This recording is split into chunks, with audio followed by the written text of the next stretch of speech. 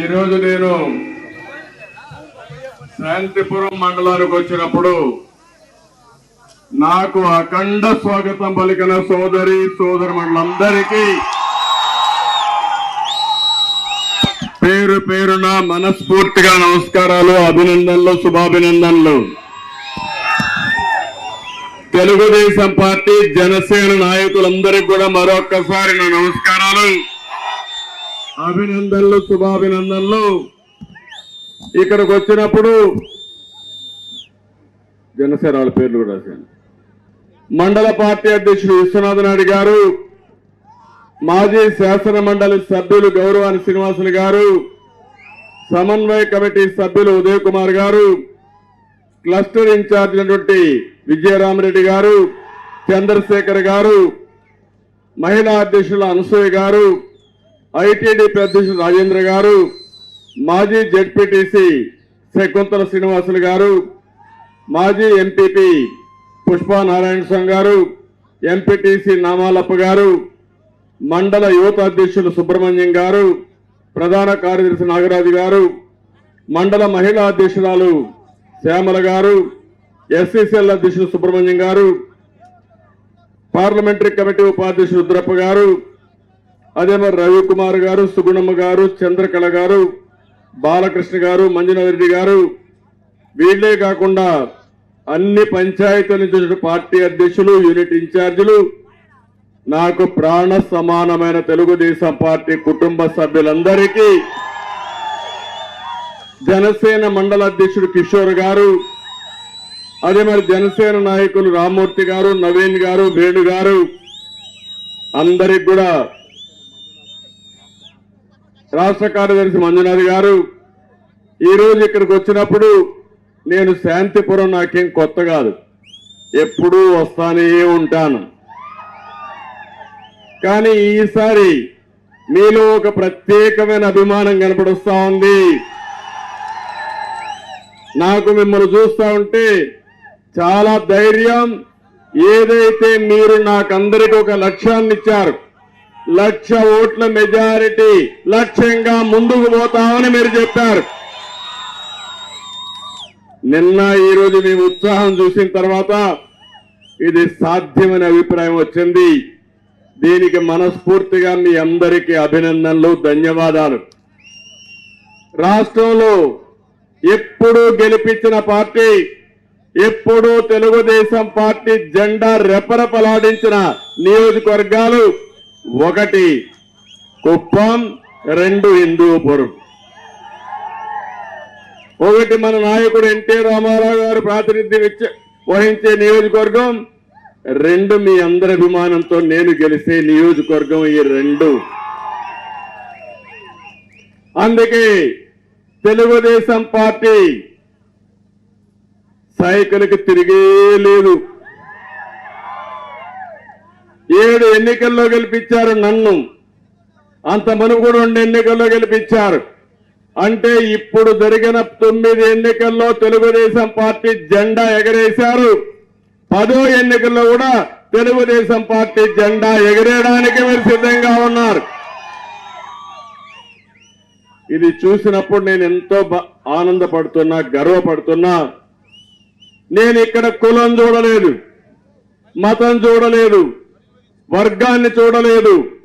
ప్రతి ఒక్క ఇంట్లో మీ కుటుంబ సభ్యుడిగా నేను ఉండాలి, మీ పెద్ద కొడుకుగా ఉండాలి, మీ బాధ్యత నేను తీసుకోవాలని ఆలోచించాను తప్ప ఇంకొక ఆలోచన లేకుండా పనిచేశాను. కొన్ని అనుభవాలు చూస్తే ఈ నియోజకవర్గంలో ఏ నాయకుడికి దక్కని గౌరవం దక్కింది. ఒకప్పుడు ఇంతవరకు నామినేషన్ వేయడానికి మీరు రావద్దని చెప్పిన ఏకైక నియోజకవర్గం కుప్పం. మేమున్నాం, మేము గెలిపించుకుంటాం. మీరు రాష్ట్రం తిరగండి, మళ్ళీ మీరు ముఖ్యమంత్రిగా రండి, ముఖ్యమంత్రిగానే కుప్పం అడుగు పెట్టమని మీరు కోరుతున్నారు. గతంలో కూడా అదే కోరారు. విరాళాలు వేసుకుని ఉండి పెట్టి నామినేషన్ వేసి ఎలక్షన్ ఎక్స్పెండిచర్ పెట్టిన నియోజకవర్గం ఎక్కడన్నా భారతదేశంలో ఉందంటే అది కుప్పం నియోజకవర్గం ఒకటే. ఇంకొక విషయం కూడా మీరు గుర్తుపెట్టుకోవాలి. తెలుగు జాతికి ప్రయోగశాల ఈ కుప్పం. ఎందుకు నేను ఈ మాట వాడుతున్నానంటే, రాష్ట్రంలో ఏ పని చెయ్యాలన్నా ఆ స్ఫూర్తినిచ్చే ప్రజానీకం ఉండే నియోజకవర్గం ఈ కుప్పం. ఇక్కడి నుంచే ప్రారంభించాం.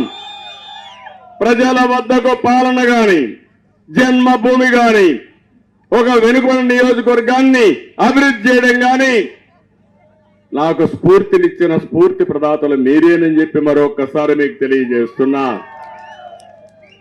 మొత్తం నియోజకవర్గం అంతా కూడా తెలుగుదేశం పార్టీకి కంచుకోట అయి ముందుకు పోతా ఉంటే, శాంతిపురం అభివృద్ధిలో మీరందరికంటే తెలివిగా ముందుకు పోతున్నారు. దానికి కూడా గర్వపడుతున్నా.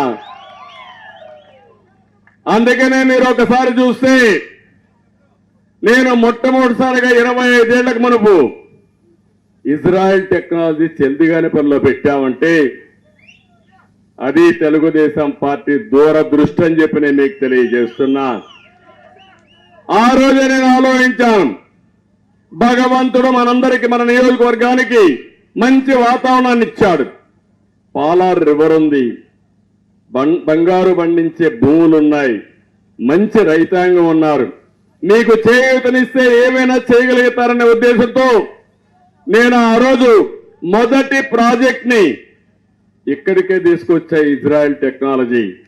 కానీ తర్వాత వచ్చిన గవర్నమెంట్ ఏం చేశారో మీరే చూశారు. 2KR 3KR అన్ని పోయినాయి, గుండు సున్న పెట్టారు. ఆ తర్వాత నేను ఆలోచించాను, మైక్రో ఇరిగేషన్ ప్రాధాన్యత ఇచ్చి తుంపర్ల సేద్యం, బిందు సేద్యానికి ప్రాధాన్యత ఇచ్చాను. దానివల్ల 1 ఎకరాకు వాడే నీళ్లు 2.5 ఎకరాలు 3 ఎకరాలకు వాడారు. అదే మరిగా అధిక దిగుబడులు సాధించే అవకాశం వచ్చింది.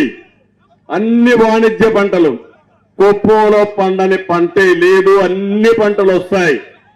నిన్నే ఒక రైతు చెప్తున్నారు ఒక ఊర్లో, మొన్న టమాటో రేట్లు బాగా వస్తే ఒక గ్రామంలో ఒకే పంట 5 కోట్లు సంపాదించగలిగారంటే అది మన రైతాంగానికి ఉండే శక్తి అని చెప్పి నేను మీకు తెలియజేస్తున్నా. అందుకనే ఆ రోజు నుంచి పనిచేశాను. ఇప్పుడు ఈ ప్రభుత్వం వచ్చిన తర్వాత మైక్రో ఇరిగేషన్ పోయింది. ఇప్పుడే మా మిత్రులు ఇక్కడికి వచ్చినప్పుడు బ్రహ్మాండంగా సెరికల్చర్ దండా వేశారు. నాకు ఏదైతే నా కలది, ఎక్కువగా ఈ ప్రాంతంలో సెరికల్చర్ రావాలి, పట్టు పరిశ్రమ రావాలి, దీన్ని కూడా లాజికల్ గా తీసుకెళ్లాలి. దీనికి రీలింగ్ కూడా యూనిట్ పెట్టి లీఫ్ టు క్లాత్ అనే ప్రోగ్రాము ప్రారంభించింది తెలుగుదేశం పార్టీ. మధ్యలో చెడగొట్టింది వీళ్ళు. మళ్ళీ అది నేను చేస్తా. ఒకటే హామీ ఇస్తున్నాం. ఎందుకంటే ఒకప్పుడు మీరు నన్ను చూశారు. నేను ఈ ప్రాంతానికి వచ్చినప్పుడు మొదటి ఎన్నికల్లో, ఇప్పుడు చాలా మంది ఇక్కడ చాలా మంది నాయకులు ఉంటారు, యంగ్స్టర్స్ అంతా ఉన్నారు. తమ్ముళ్ళు 35 సంవత్సరాల వయసు తక్కువ ఉండే వాళ్ళకి నా మొదటి ఎన్నిక మీకు తెలియదు. ఈ నియోజకవర్గం 35 ఏళ్లకు మునుపు ఎట్లుందో ఇప్పుడు ఎట్లుందో తెలియాలంటే ఊరూరు ఒకసారి తిరిగి గత చరిత్ర నెమరేసుకుంటే నీకు అర్థమవుతుంది.